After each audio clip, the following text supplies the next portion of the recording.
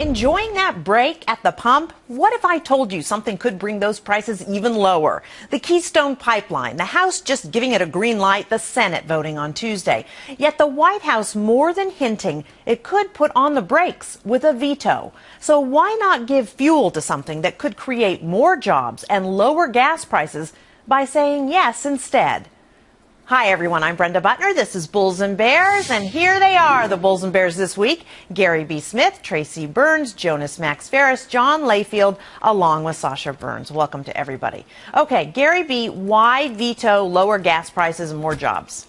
I don't know, Brenda. I don't understand why this wasn't done years ago. Look, I think it rests on three key points.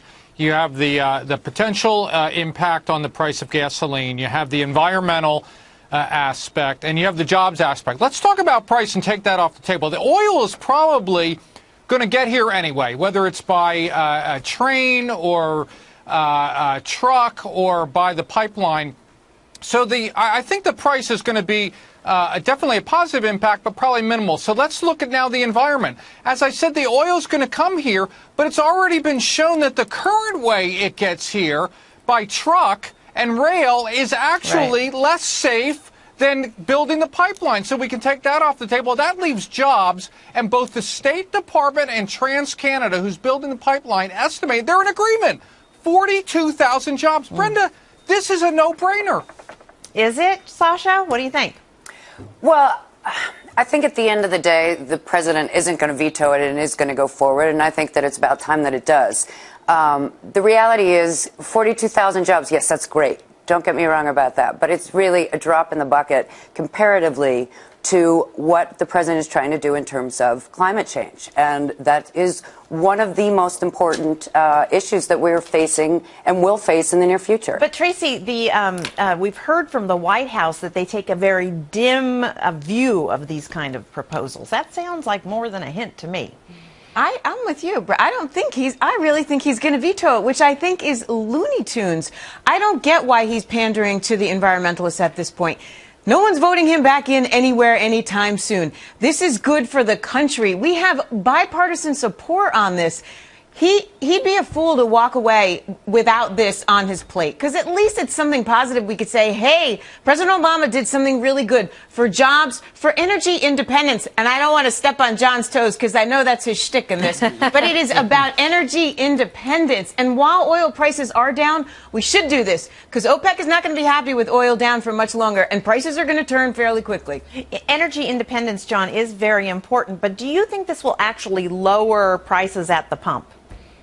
No, not significantly, because this gas, and this is the most important part, this oil that will turn into gas, is going to go on the global market anyway. So you're going to see it whether it goes to Asia or it comes to us. We get all the CO2 emissions, but whether we get the oil or not, that is completely up to us. We get about 36% of our oil from Canada, the oil that we import. But also remember, the Bakken Formation, the formation in North Dakota, is at a massive bottleneck right now. This is actually a shovel-ready job that I know the president may not recognize any of those, because he spent about $800 billion trying to find them. This is a shovel-ready job that alleviates the bottleneck in North Dakota, because farmers are complaining in North Dakota they can't get their crops out and they can't get their fertilizer in because every train available is being used to get oil out of there. And as Gary B. already mentioned, that is a far more dangerous way to ship this oil than it is by pipeline. All right, Jonas, where do you weigh in on this? Well, first of all, it's taken so long that if oil goes any lower, there's not going to be any oil in this pipeline because a lot of this oil has a high cost. It's not like the cheap oil you get in Saudi Arabia for $10 a barrel. Like $40 oil, they're not going to be pumping any oil out of Canada across this thing. It's too expensive, the production cost. So we probably already missed an opportunity. This should have happened when oil was $130 or $140 a barrel. Also, I'm more for the environment than most people, and I never understood the environmental angle because, to Gary's point, the other ways of getting this oil on the market are worse. Pipeline is of the options the best. If they want to help the environment, then consider a tax. Doing this is just kissing up to environmentalists. It doesn't actually help global warming or anything. There are better ways for the president to deal with that issue than fighting this thing all the time. I think, Brenda, we have to take the current price of oil out of the picture because It's going to take years to build this thing, right? So oil, by the time we get this up and running again, oil will be back up. We can't think about where oil is right now and put the kibosh on it and just say, well, oil's so cheap, we don't even need this thing. You can't think that way because this will turn again. OPEC will make this turn as long as we are part of that and dependent on them. Prices will go back up again, and you're going to need years to get this thing working. So why not get it started? And Sasha, lower gas prices put money in people's pockets. Isn't that what we need? Well, absolutely. But as John said, the pipeline isn't really going to have much to do with that. I think at the end of the day, the reality is it's going to happen, or as everyone has been saying, it's going to happen one way or another, and the pipeline's actually a better way for it to go. So it ought to be done. Like I said, I don't think he'll veto it. I think he's just trying to get some concessions out of it before he does sign it into law. Okay, it's been 6 years, Gary B. Yeah, this is what I don't understand. You know, Obama has a populist message. He wants to help the middle class. He wants to create jobs. This is a slam dunk, as John points out, turnkey, shovel-ready thing, and he's looking for concessions? Just sign the darn thing or don't veto it, whatever you need to do, and put the 42,000 jobs on the books. Well, John, what do you think it means if he does veto it? I think it's going to push our neighbor Canada to make trade deals with Asia. I mean, this is insane. If we don't want that oil.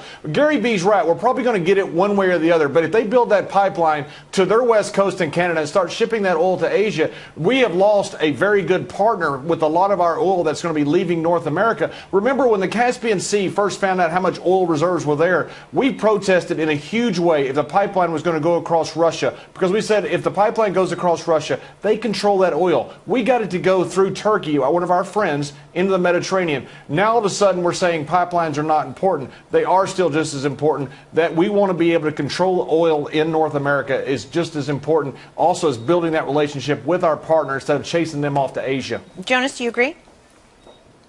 I think the president has had ample opportunity in other places to slow the production of oil down. We're at all-time highs in the U.S. Obviously, he's done nothing. It's all over North America. They're producing more oil than when he was president. This is mostly just to pretend he's an environmentalist. If he was, they wouldn't have early in the administration tried to increase the offshore drilling, let all the fracking take off under his. I mean, it really is not an environmental president, other than the CAF standards that have gone up on cars.